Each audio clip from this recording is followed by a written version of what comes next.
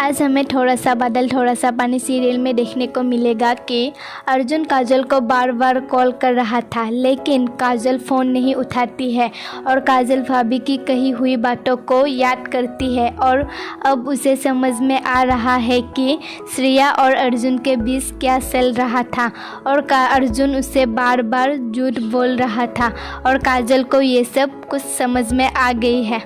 दिन काजल बाबा की मैनेजर से कार को बेचने की बात करती है और कहती है जिस चीज़ ने मेरे बाबा को मुझसे छीना हो और मेरा भरोसा तोड़ा हो उस चीज़ को मैं अपने आसपास भी नहीं देखना चाहती हूँ। काजल जब अपनी माँ के लिए चाय ले जाती है तो माँ चाय की कप फेंक देती है और काजल को ये सब देखकर बहुत दुख होती है। फिर काजल बाबा की कमरे में जाती है और बाबा के कपड़े निकालने लगती है कि तभी वहाँ माँ आती है और काजल को कमरे से बाहर निकल देते हैं।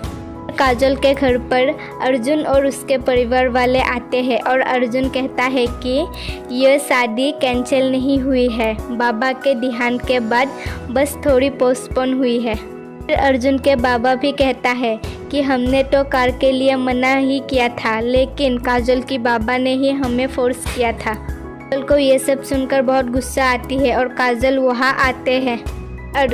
काजल से माफ़ी मांगता है और अर्जुन काजल से बात करने के लिए उसे ले जाना चाहता था, लेकिन काजल कहती है मुझे जो भी कहना है सबके सामने कहना है।